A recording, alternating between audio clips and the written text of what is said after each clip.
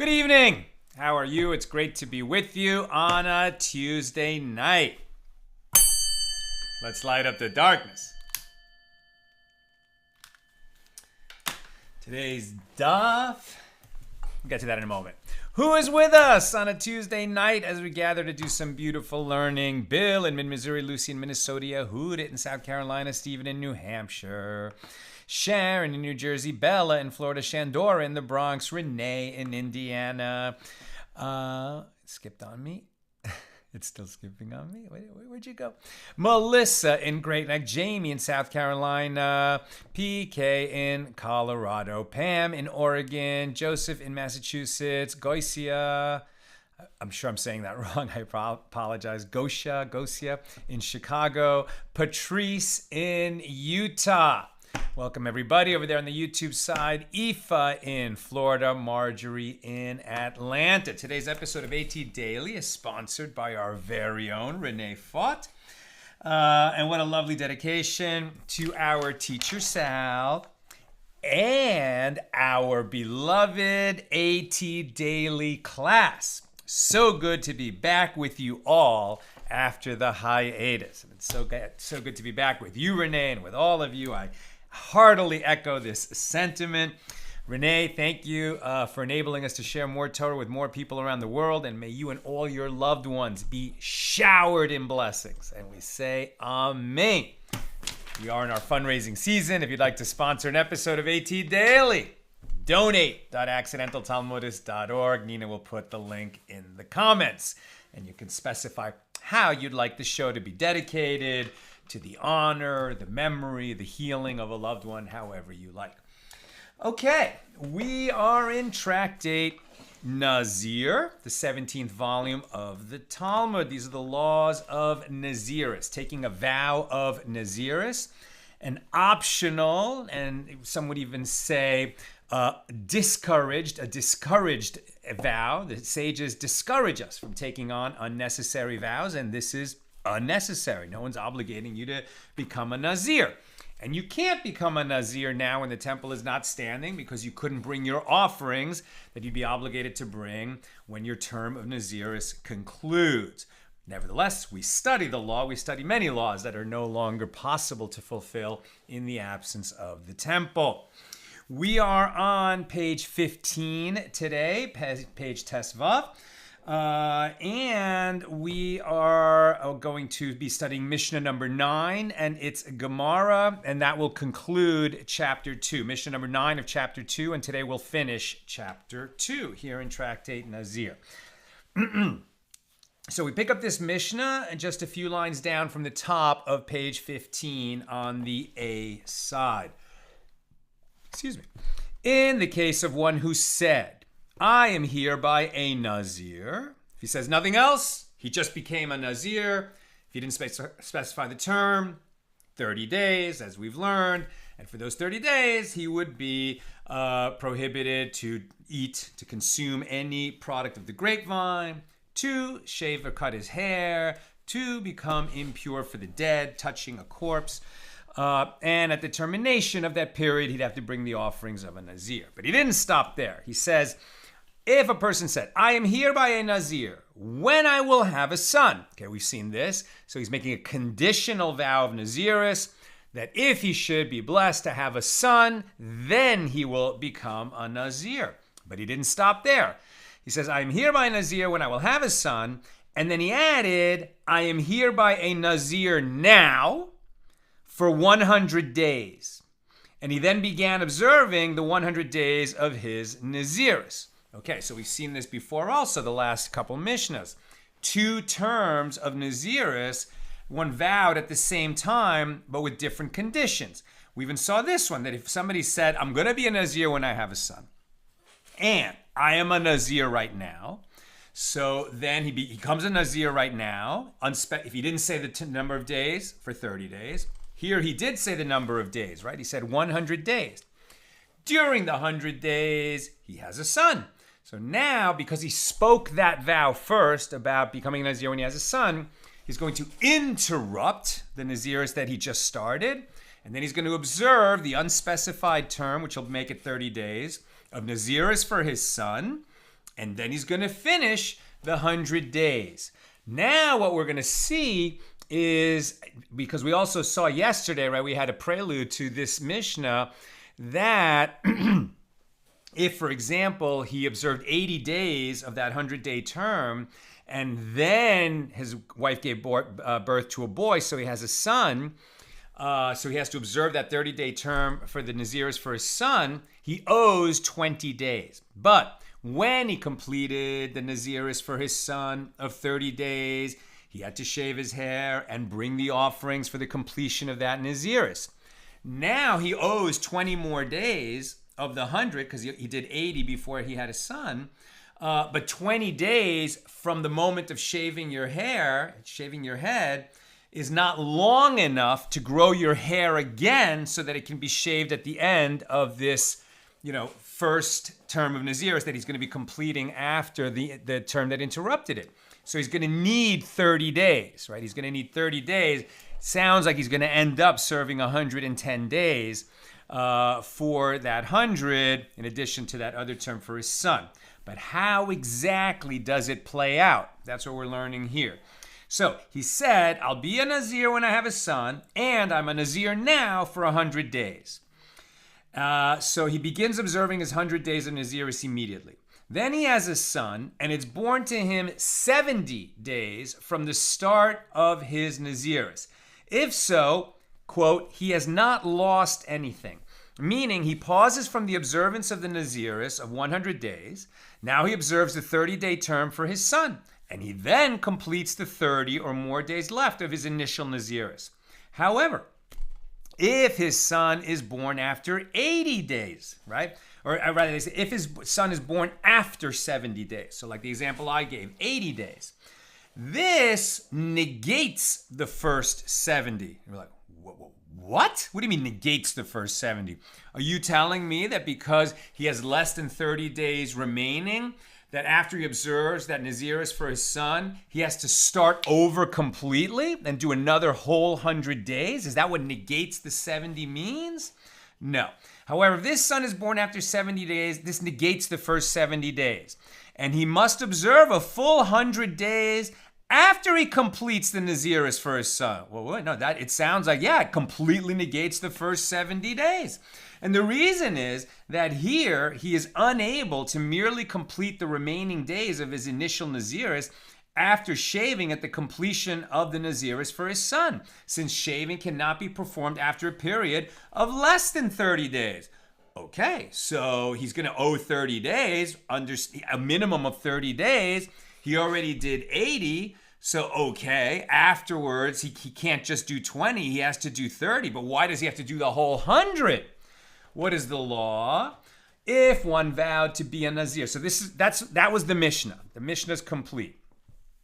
We finished reading the Mishnah. Now, where did the law come out? See, this is why you never paskin halacha from the Mishnah or from the Gemara. You have to check a halachic source like Shulchan Aruch or your local posek, your local rabbi who's an expert in halacha. Where did the law end up? If one vowed to be a Nazir when he has a son, and then he stated, I'm hereby Nazir from now for 100 days. If he has 30 or more days remaining of his Nazirus when his son is born, for example, if the son is born on the 60th day of his Nazirus, so then he counts the term of Nazirus for his son, then he shaves, and then he completes the remaining days. And in that case, 40 days, because he observed 60, then he had his son, he did the 30 days for his son, he shaved, he owes 40. That's more than 30. So when he comes back and restarts his Nazirus for that original term, he just owes 40 days, completes that, and now he has completed his 100. If fewer than 30 days of his term of Nazirus remain, for example, he did 80 days, then he had his son, he owes 20. He does the 30 days for his son, he shaves, he owes 20 days, but 20 days is not enough. So you would think he'll do 30, and it will be a total of 110 days for that other Nazirus, right? So if the son was born on the 80th day of his Nazirus, he observes the term of Nazirus for his son, shaves, and proceeds to observe a further 30-day term, what we would hope for. And he is a Nazir for an extra 10 days so that he will be able to shave a second time. why did the Mishnah say that all of those days are negated if he doesn't have a minimum of 30 afterward? It must be that there was a translation error or that there was a later ruling which contradicted the surface meaning of our Mishnah. At any rate, that was Mishnah number 9, the final Mishnah here of chapter 2. Here's the Gemara. Rav said, the 70th day itself counts for here and for there, meaning as the last of the 70 days of his term of nazirus, right, from the initial term of his own, and as the first of the 30 days that he's serving for his son. Interesting. So the Gemara questions Rav's statement. We learned in the Mishnah, if a son is born to him up to 70, he has not lost anything. This seems to include the 70th day as well. And if it enters your mind that it counts for both the, toward the 100 of his initial term and toward the 30 of the term that interrupts, not only has he not lost anything, but he actually gains a day, right? It's almost like the day counts for the 70 and it counts for the 30. It's almost like the whole thing would be over a day sooner because that 70th day counts toward both terms. So why would you say he has not lost anything when he's actually gained a day? And the Gemara answers, rather, by right, the Mishnah should not have taught up to 70 he has not lost anything, since if the son is born on the 70th day, he actually gains, as stated above. But due to the fact that it is taught in the last clause of the Mishnah that after 70 it negates 70, in which case he does lose, the Tana therefore teaches the first clause with the contrasting expression up to 70, he has not lost anything. I mean, it's funny, like, there's a certain amount of just, colloquial language. Up to 70, he has not lost, or he gains, where you're just trying to make the meaning clear, but you see how the Amoraim, right, the sages of the Gemara, question every word and every nuance of the Mishnaic language to make sure they're understanding what the what the sages of the Mishnah were really trying to say, what the Tanaim were trying to say. So the Gemara asks further, come and hear a statement that contradicts Rav's opinion from the last clause of our Mishnah. If the son is born after 70 days, it negates the first 70. Now, if, as Rav stated, one day can count for both terms, then the final day of the 30-day term for his son also would count toward his 100-day term, meaning that there will be 30 days remaining for a full hair growth. In that case, why should he forfeit the first days? And the Gemara answers this. What is the meaning of after? It means after. The Mishnah is referring to the second day after the 70th, the 72nd day, so that there do not remain 30 days for his hair to grow. So the Gemara asks, but according to this explanation, what would be the law if a son is born on the day that actually comes after the 70th day, meaning the 71st day? So too would Rav say that it does not negate the previous days because he has 30 days remaining to grow his hair? If so, why does the Tana specifically teach? If he is born up to 70 days, he has not lost anything.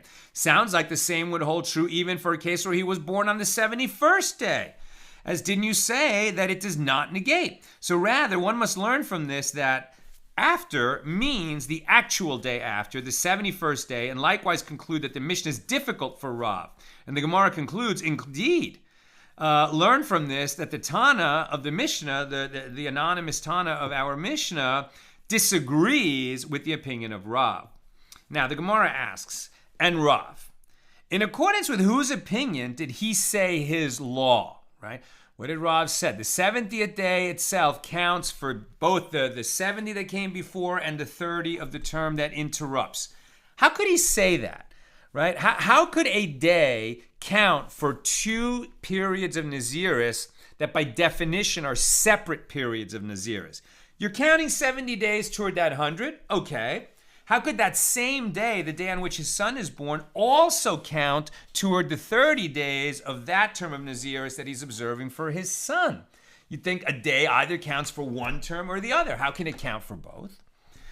Does Rav have a source for this opinion? How could he say that?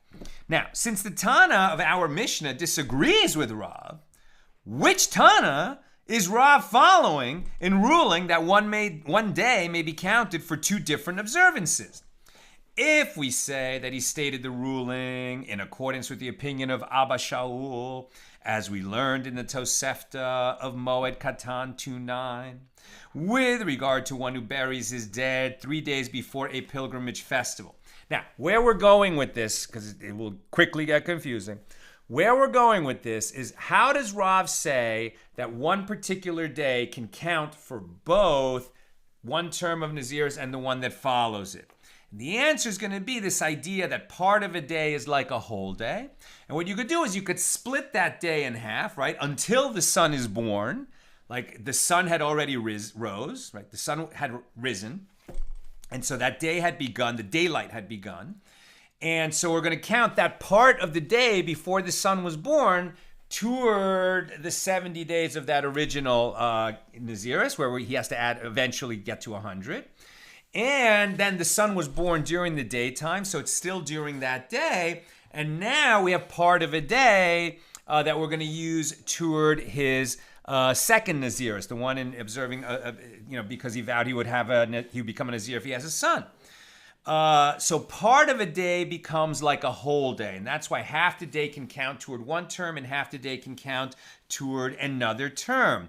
And now they're going to prove that this is so from other areas of law. We're going to start by looking at what happens to a mourner who buries his dead, and then the shiva begins, right? So you're an acute mourner when a close relative dies until the body is buried, and then you become a shiva mourner, right? You have to observe the 7 days of shiva. Shiva means seven. That's the 7 days of shiva, where you sit in your house on low chairs, you don't really leave, and you have the practices of being a mourner in shiva.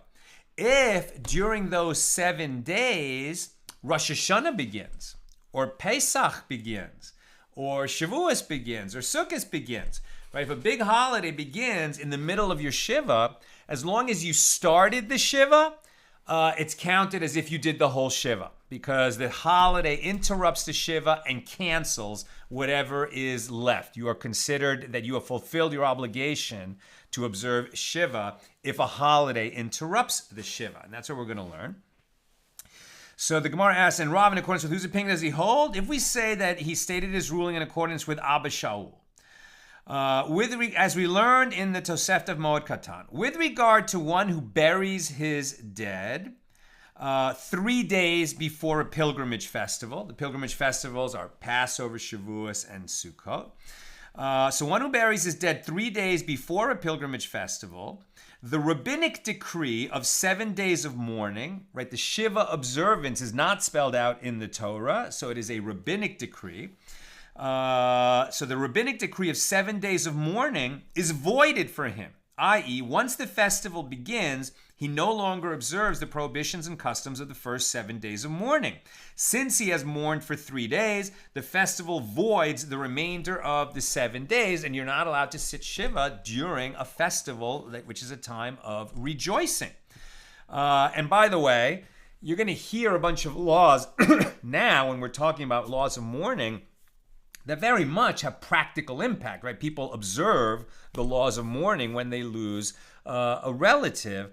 But I would suggest don't hear something, lodge it in your mind and say, okay, I understand it. Now I'll remember that and do it that way. God forbid when this applies to me. Or advise somebody that, I encounter.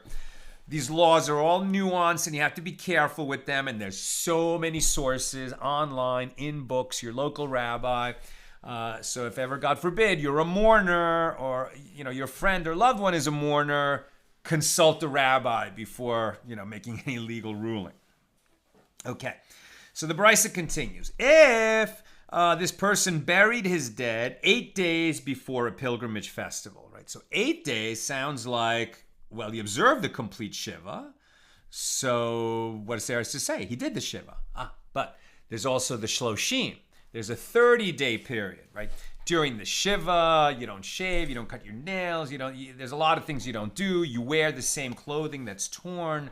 After the 7 days, there are still some restrictions, but they are relaxed for 30 days, right? And then if you've lost a wife, a child, a sister, a sibling, the mourning ends after 30 days. If you are mourning for a parent, well, then that goes on for 11 more months. Okay, but if he buried his dead 8 days before a pilgrimage festival, so the rabbinic decree of the restriction of the shloshim, the 30 days of mourning, is voided for him as well. Since he already observed 1 day of this type of mourning, he did the shiva plus the first day of the shloshim. Shloshim, that's not shiva.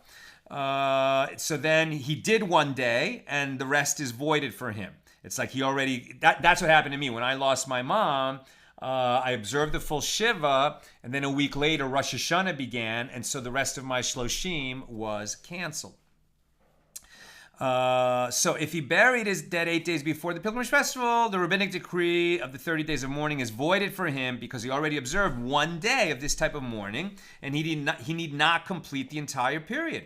And it is therefore permitted for him to cut his hair on the eve of the pilgrimage festival in honor of the festival, right? Normally you would not get a haircut until the 30th day after you've buried your dead. But in honor of the festival, you can get a haircut because it cancels the shloshim observance. But if he did not cut his hair on the eve of the pilgrimage festival, then it is prohibited for him to cut his hair after the pilgrimage festival until the 30 days of mourning have passed. Well, wait a minute. Does it cancel the shloshim or not? So if one buries his dead within 7 days of this is the halacha. If one buries his dead within 7 days of one of the 3 pilgrimage festivals, his 7 days of mourning are canceled at the start of the festival, even if he has mourned for only a single hour before the festival begins. Furthermore, he is considered to have already observed 7 days of mourning. The festival itself counts as 7 days toward the 30 days of mourning, even though he does not mourn on the festival itself, and therefore he is required to complete only the remainder of the 30 days after the festival. However, if he did not observe any mourning at all before the festival, his mourning is not canceled and is considered like one who buried his relative on the festival itself. In that case, the individual must observe the entire period of mourning after the conclusion. So the shloshim is not canceled. It's just that you can get a haircut. I guess that's what I did. You can get the haircut prior to the festival, which normally you would not be allowed to do during the shloshim. Now, let's keep going here.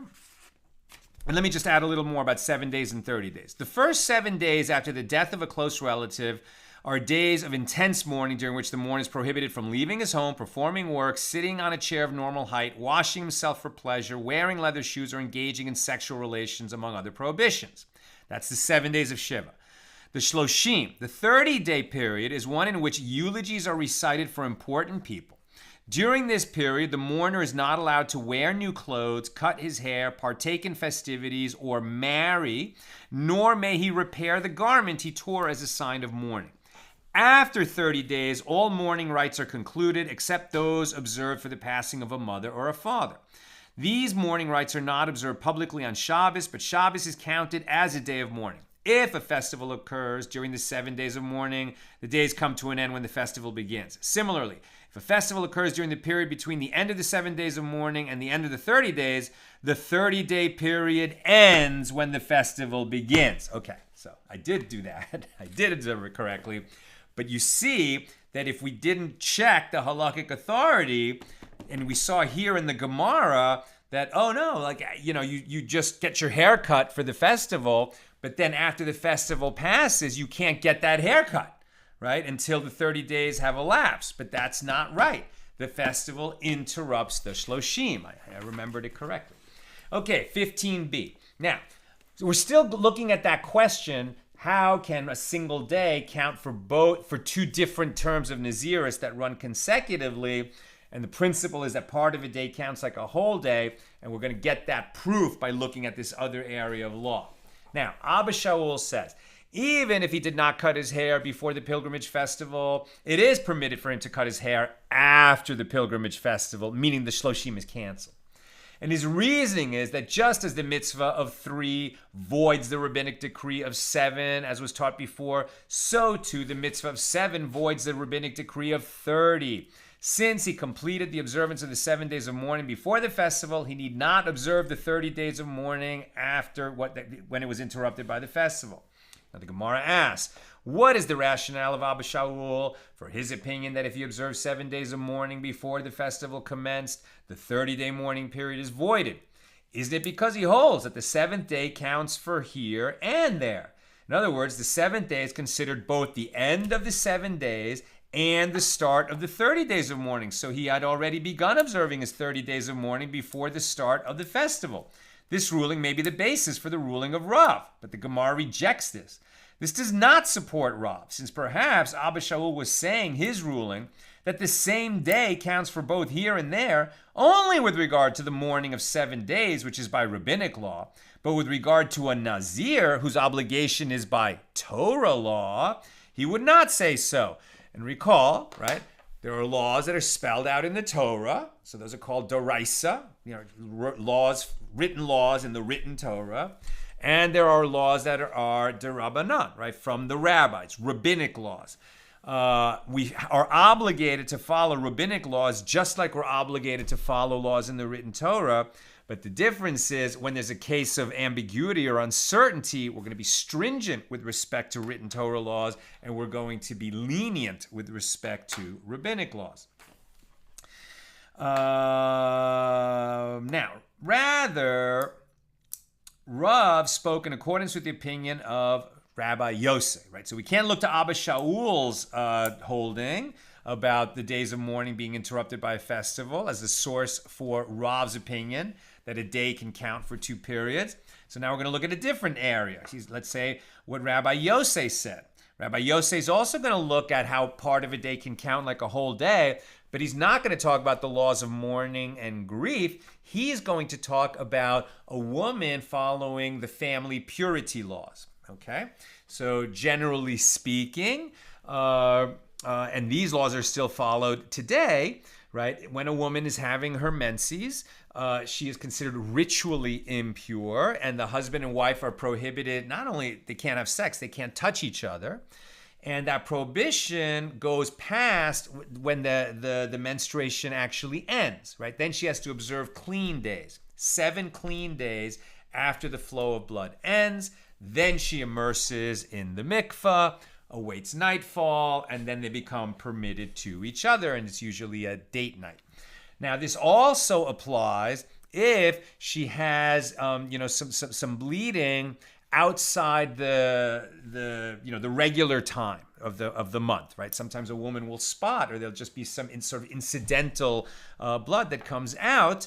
And that's going to render her impure also, but they don't necessarily have to wait a full 7 days for that. There's a principle that they would observe a clean day for every day that she bled.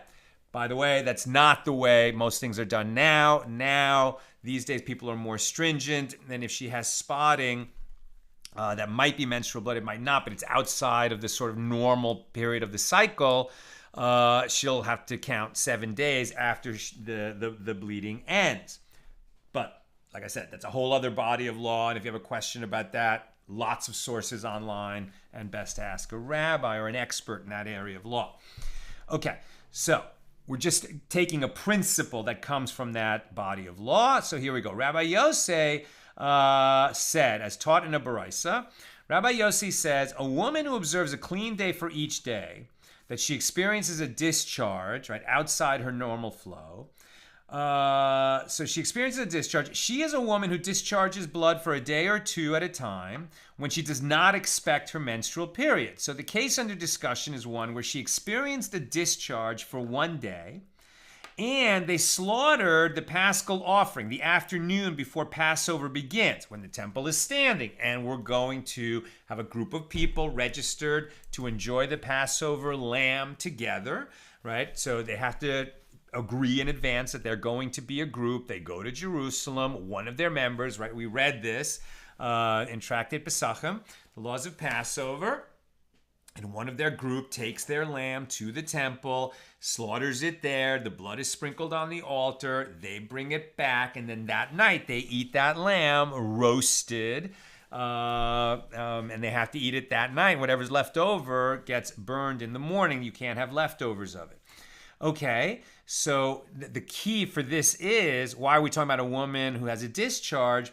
Because when the temple is standing and we're eating the Passover, eating the paschal lamb, the Passover sacrifice, it is necessary that everyone who is participating in that meal be tahor, be in a state of ritual purity. So this woman who's observing her clean day, like she was impure the day before, but it was not like a whole period. She doesn't need 7 days. She just needs 1 day. A clean day, no blood flow, and then she immerses in the mikvah, and then she's ready to go, and she should be able to eat the Passover sacrifice that night. So in fact, she had done that, right? She'd observed the clean day, immersed, so she was pure. She was awaiting nightfall, and that's when they slaughtered the lamb and sprinkled his blood on the altar, and then she has a little more flow, right? So she was in a state of purity when they slaughtered the lamb for her, but now she's impure because of that flow, so she's not going to be able to eat it. Now the question is she obligated to observe Pesach Sheini? What's Pesach Sheini? So Pesach Sheini, when the temple is standing, is when it really matters. People who are tameh or live too far away to get to Jerusalem in time for Pesach, they have the option, and some say the obligation, to come 1 month later and observe this second Passover. They don't have to eat matzah for a week, but they do have to bring the paschal offering a month later. So she was registered to a lamb. She was pure when they slaughtered it. She became impure a little later and was not able to eat it.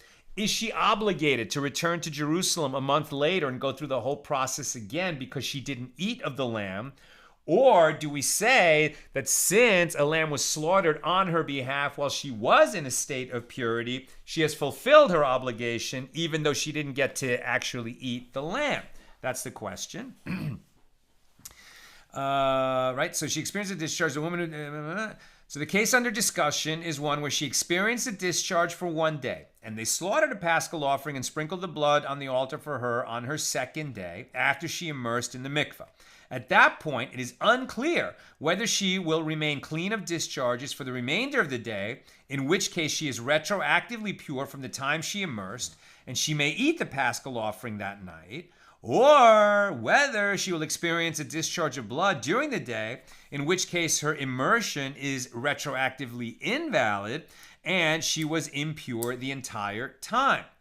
And after that, she saw blood. And so thereby retroactively clarifying that at the time the paschal offering was slaughtered, she was unfit to partake of it. So the law is that she may not eat from the paschal lamb due to her ritual impurity, but she is exempt from observing Pesach Sheini. She doesn't have to come back a month later, which is observed by those who did not sacrifice the paschal offering on the first Pesach. And the reason is that since she was pure when they slaughtered the paschal offering on her behalf, she has fulfilled her obligation of the offering, despite the fact that she became impure and was unable to eat of it.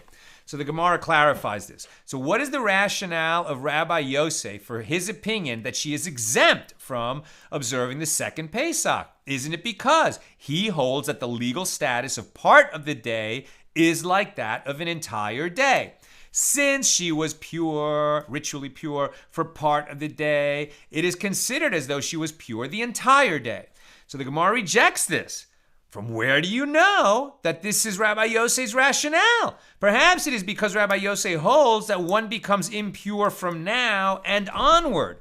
He holds that the impurity that she experiences starts only from the moment that she had a discharge of blood.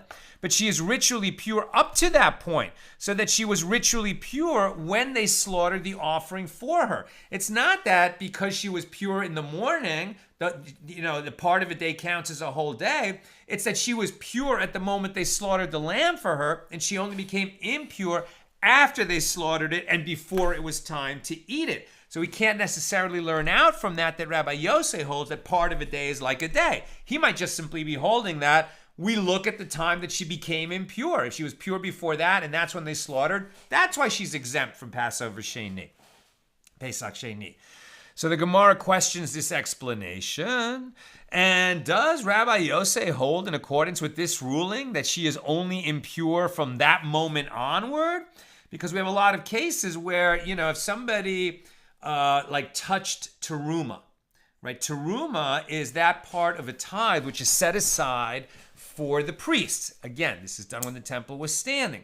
But teruma, right, that first tithe that is set aside only for the Kohanim, for priests, it has to remain pure. Both the teruma and the priest who's going to eat it have to be tahor, ritually pure, or it's disqualified, right? It's an aver, it's transgression. If a pure who is in a state of impurity, if he's tameh, he came into contact with something, he's tameh, he can't eat teruma. Or if the teruma came into contact with something and became tameh, the priest can't eat it. If let's say a woman, was handling the teruma for the priest, right? And she had no reason to know that she was tameh. She had no reason to suspect that she was tameh. But then later in the day, she has one of these discharges of menstrual blood, irregular.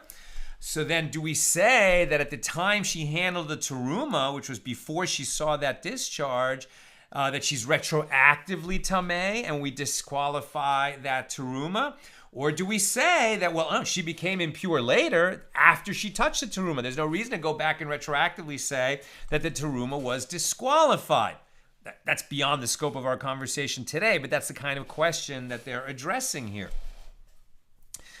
So isn't it taught in a baraisa that Rabbi Yosef says, with regard to a man who experiences a gonorrhea-like discharge, right? A man has a certain kind of a discharge from his sexual member, which renders him a zav, right? A zav.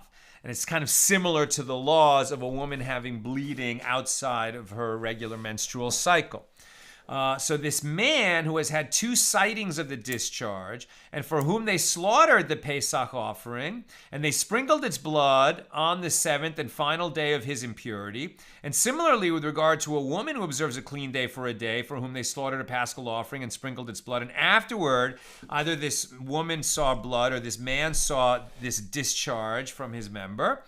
And afterward they saw these discharges, although they render objects designed for lying and sitting impure retroactively, right? This kind of impurity of the zava or the zav, the female or the male, is such that if they sit on something, they can render the chair or the thing they sit on tameh.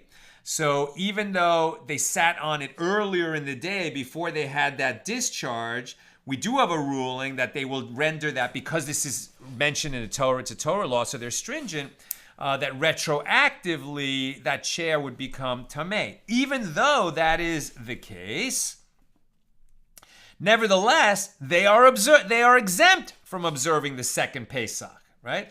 So even though retroactively we would say that something they sat on earlier in the day became tameh, we don't say that when we thought they were pure and we slaughtered the Pesach on their behalf, and then later they saw the discharge that rendered them impure, we don't say that we assume they were impure when the paschal lamb was slaughtered, and therefore they have not fulfilled their obligation to be part of a group that sacrifices the paschal lamb. So this is proof that Rabbi Yosef holds that their ritual impurity applies retroactively rather than from the moment of discharge, because of the sitting, the chair that becomes impure. So it must be that the reason why they are nevertheless exempt from observing Pesach Sheini is that part of the day is like the entire day, and the part of the day before they became impure, during which the blood of the paschal offering was sprinkled for them, is considered a whole clean day. And that's why part of a day can count for both the first term of nazirus, that the guy swore a 100-day term and he'd observe 70 of it, and that day on which his son is born, part of the day counts toward his 70. That's the 70th day. And that same day, because part of that day can count toward the 30-day term that he's observing for his son. Now the Gemara responds to this attempted proof.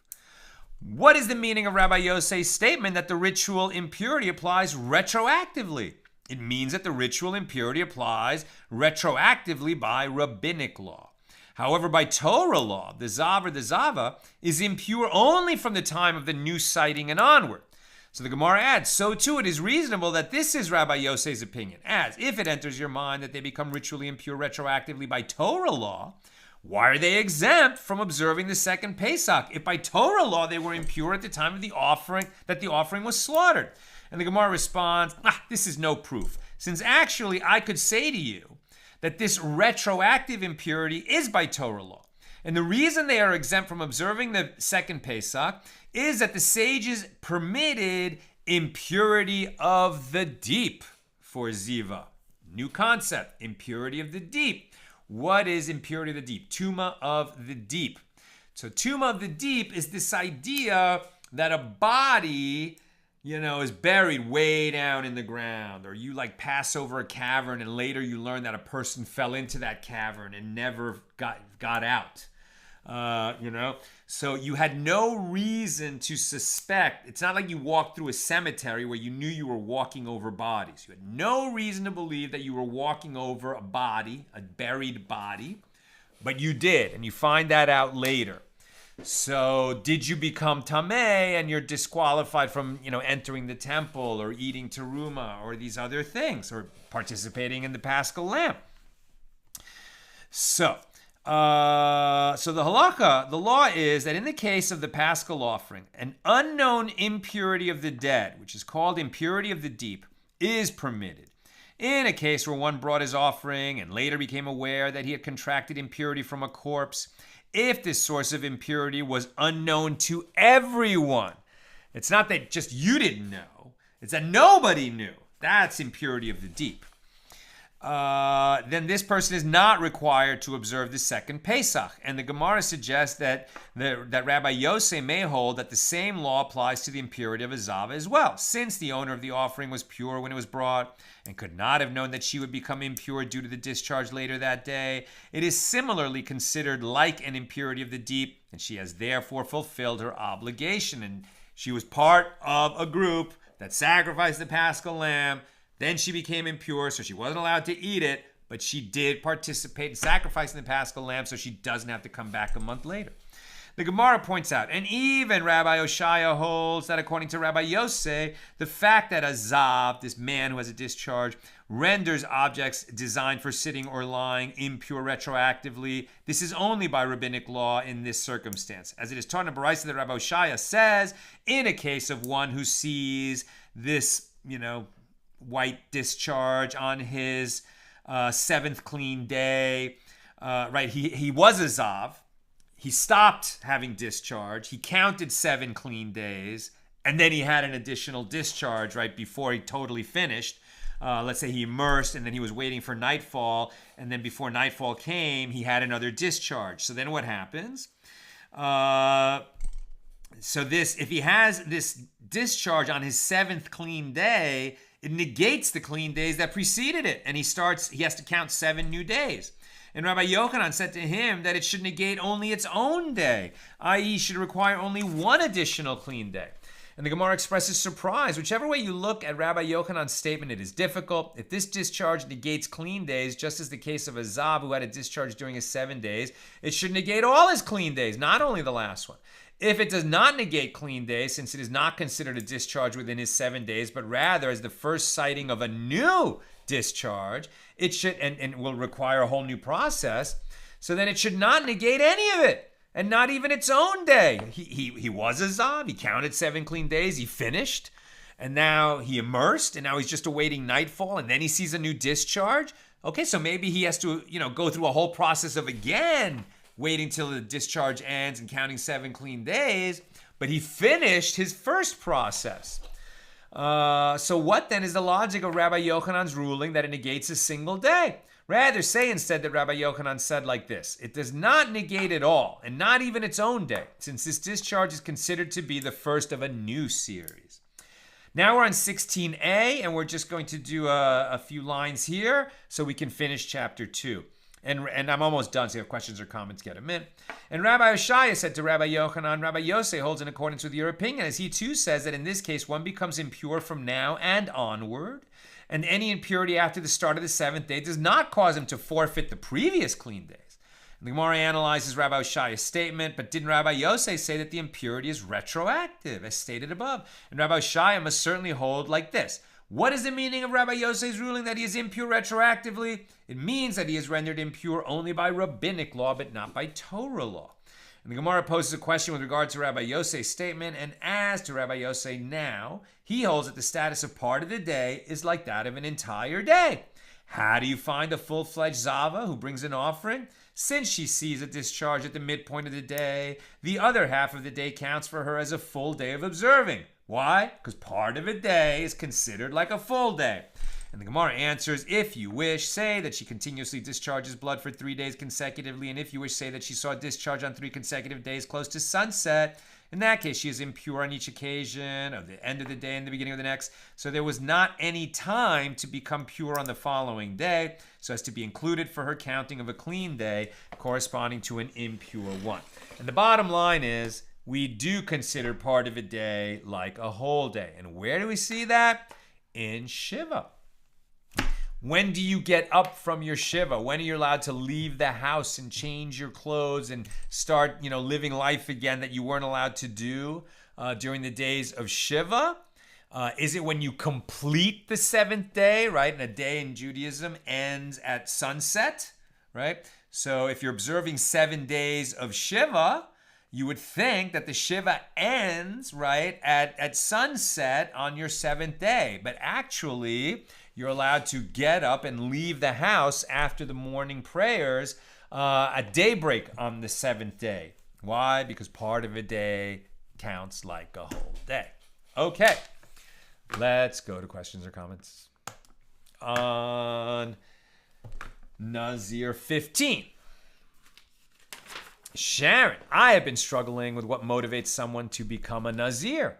Is it a vow taken to elicit a response from God, like having a child, to elicit a response from God, like having a child? Is it to increase introspection, heighten spirituality, express gratitude, enable mental reasoning, gymnastics? There doesn't seem to be a clear reason for anyone to make this vow. Agree. Right? And I think that, like so many things in life, different people will do it for different reasons. So one seems to say, well, I'm taking on something that's difficult. I haven't been blessed with a child so far. So the guy's, bargaining with God. If you give me a child, I'll even be a Nazir. That's one reason. Another is somebody's just speaking exaggeration, but they said it and they're held to it. Another is something just emotional. Another is looking for more spirituality. We saw the reason that Shimon HaTzadik pointed out, right? This guy who just wanted to have a reason to cut his hair because he thought he was too handsome and it was distracting and he was not going to live a heightened spiritual life. And that was the only person that Shimon HaTzadik approved of them becoming a Nazir. But it's definitely unclear. Why does God include in the Torah this path? And maybe what it is there are just some people who are never going to be satisfied unless they're going a little further than everybody else. And God provides an avenue for them. But the sages discourage taking any unnecessary vows. Joseph, is there ever a situation where one would not be allowed to bury their dead, as important as it is? What if someone vowed to not bury them to avoid tumah? It's a really good question. I mean, if he vows that he won't enter the cemetery, but he makes arrangements for the corpse to be buried, okay, so it works. If somebody is the only person available to bury the body, and now he refuses to do it, that is definitely, it's definitely inappropriate. Is that an actual sin? I think it is. You shall not stand beside the blood of your brother. I'm not sure what the relative law would be, but it seems to me that it's not just you didn't do your job. You didn't do what you should do. if you left an unattended corpse unburied. I think it's an actual sin. I'm just not sure about that. But, if you just said, I'm not going to do it, but somebody else can do it, okay, well, then the body got buried, and maybe you didn't, maybe you didn't do right by the corpse, as it were, by not attending the funeral when perhaps you should have. It's a tough question. Interesting question. I have to think more about it. Tom, did people who could not fully celebrate first Pesach still have to eat matzah during the first Pesach? Yes, correct. Right? You weren't able to get to Jerusalem and participate, in slaughtering and eating the paschal lamb, but wherever you were in the world, you had to remove chametz from your house, all chametz, right? All the grain products that might have leaven in them. And you have to eat matzah on the first night. You must eat matzah on the first night of Passover. And then for the rest of Passover, if you eat any bread, it must be matzah. You're not allowed to have any chametz for the whole week. You're not obligated to eat matzah except on the first night. And that's whether you participated in Jerusalem or not, right? And then the opposite is, and then if you did go to Jerusalem for Pesach Sheini, because you weren't there for the first Pesach, you must eat the paschal lamb, and that's your opportunity to do it. You don't have to eat matzah when you're observing Pesach Sheini, but you can't eat the paschal lamb, even on Pesach Sheini, with chametz, right? You can't have a lamb sandwich made out of the paschal lamb on Pesach Sheini, even though bread would be otherwise allowed. You can't have chametz with the paschal lamb. And Bill, so one question about the impurity of the deep. How no one is no one? Let's say that there was upon the earth exactly one person who knew that there was a body there, an elderly hermit who neither you nor anyone else remembers is alive, up in his mountain hermitage. And it turns out he knew, but he didn't tell anyone. Good question. I have no idea. We encountered Tuma of the deep. I think we were talking about it in Tractate Yuma, right? About the laws of Yom Kippur. We'll probably encounter it again, but I'm not sure offhand. Good question. Okay, my friends, that's what I've got for us this evening. Tomorrow, regular time, 6 p.m. Pacific. On Wednesday, we'll gather and open chapter 3 here in